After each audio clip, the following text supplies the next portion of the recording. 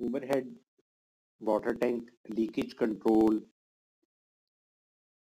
Rangoli by Khan paints. ये एक factory की छत है, इसमें आप देख सकते हैं कि पानी कैसे टपक रहा है।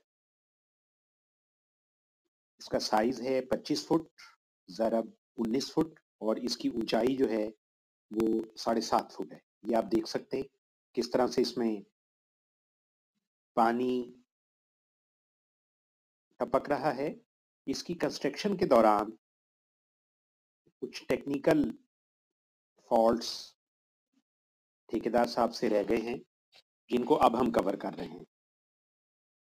एक तो ये है कि इतना बड़ा टैंक जो होता है, इसको पिलर्स पर बनाना ज़्यादा सूदमंद नहीं होता, ख़ास तौर पे उस छत में जिस छत में वाइब्रेशन भी हो, क्योंकि इस छत के नीचे मशीनरी लगी हुई है जिसकी काफ़ी ज़्यादा वाइब्रेशन है। तो इसके नीचे आपको मुकम्मल दीवार देनी चाहिए ताकि वज़न पिलर्स पे ही सिर्फ ना हो, आपके दीवार उस वज़न को उठा रही हो।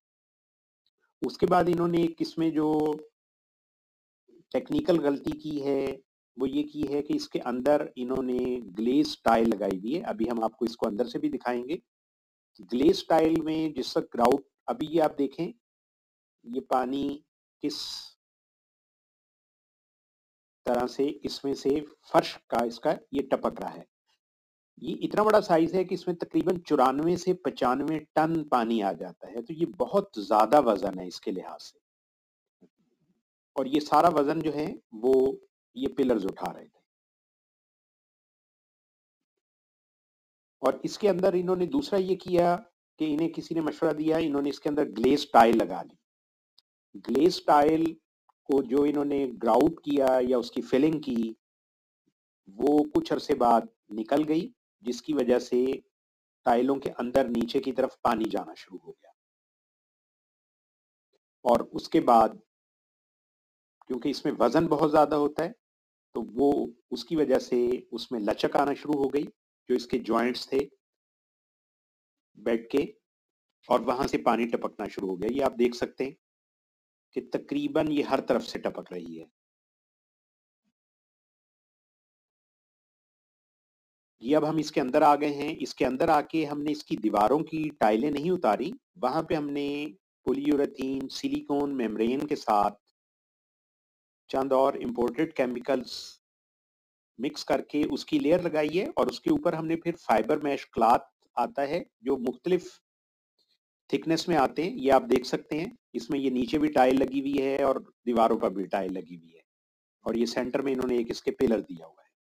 तो हमने दीवारों पे पॉलीयूरेथीन सिलिकॉन मेम्ब्रेन मुख्तलिफ केमिकल्स के साथ मिक्स करके उसका एक कम्बिनेशन बनाते हैं, और उसकी एक लेयर लगा के उसके ऊपर हमने फाइबर मैश क्लॉथ उसे मज़ीद मजबूत करने के लिए, स्ट्रेंथन करने के लिए उसकी लेयर लगाते हैं, और उसके ऊपर फिर हम पॉलीयूरेथीन सिलिकॉन मेम्ब्रेन की लेयर लगा देते हैं, जिससे एक बहुत मजबूत और लचकदार रबराइज सतह बन जाती है, जिसमें कोई जोड़ नहीं होता, वो वन पीस कर देता है मुकम्मल चारों दीवारों को, जिसकी वजह से सीपेज का खतरा खत्म हो जाता है।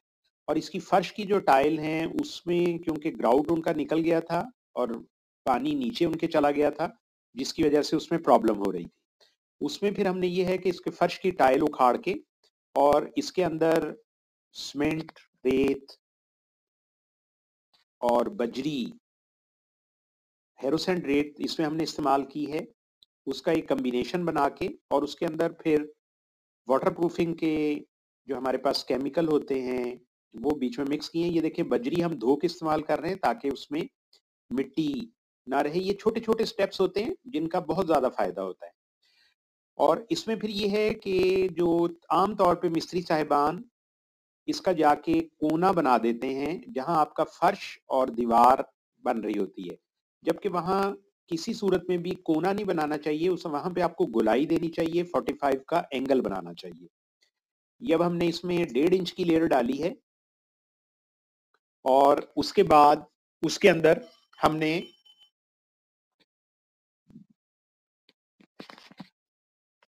दोबारा ये जो पैच वर्क किया है पॉलीयूरेथीन सिलिकॉन मेम्ब्रेन से, और जो हमने साइड पे 45 का एंगल बना के सीमेंटिशियस वाटरप्रूफिंग की थी, उसके ऊपर हमने दोबारा पॉलीयूरेथीन सिलिकॉन मेम्ब्रेन लगाकर, और ये देख सकते हैं आप, उस पर फाइबर मैश क्लॉथ लगाया है इसको मजीद स्ट्रेंथन करने के लिए।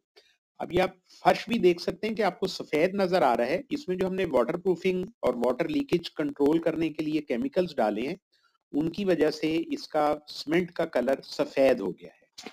और इसके ऊपर हमने बाद में दोबारा नीरू डालकर और उसके ऊपर लोहे वाला सख्त किस्म का गरमाला फेर दिया है,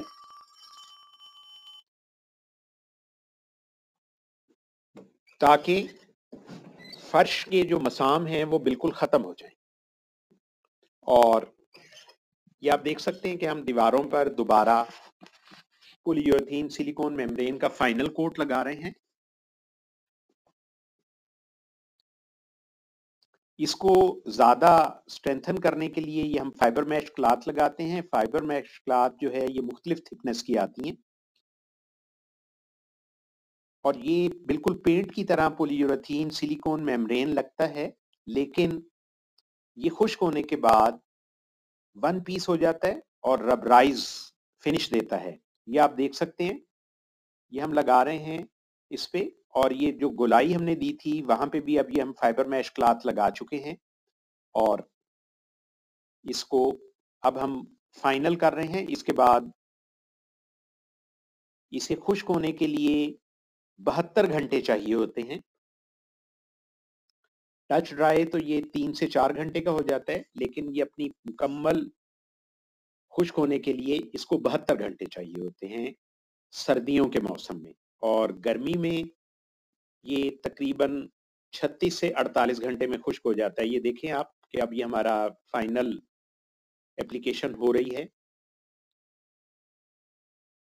और इसका जो पीस फाइबर मैश क्लॉथ का हमने फिक्स करना होता है, ये बहुत उम्दगी के साथ इसको, और सीनियर कारीगर हमारा फिक्स कर रहा होता है, क्योंकि अगर इसमें कोई सलवट रह जाएगी या बल रह जाएगा तो वहां से दोबारा लीकेज का खतरा रहता है, क्योंकि जब हम उसके ऊपर पॉलीयूरेथीन सिलिकॉन मेम्ब्रेन या सीमेंटिशियस वाटरप्रूफिंग प्रोडक्ट लगा रहे होते हैं तो वो वहां से पिन होल रहने का खतरा होता है। ये आप देखें कि जो इसका ड्रेनेज पाइप है उसको अब हम खोल रहे हैं, वहां से उसको काट दिया है उतना फाइबर मैश क्लॉथ को, और इसको बहुत उम्दगी के साथ मिक्स किया जा रहा है। और इसके बाद खुश्क होने के बाद हम इसका ट्रायल करवा देंगे।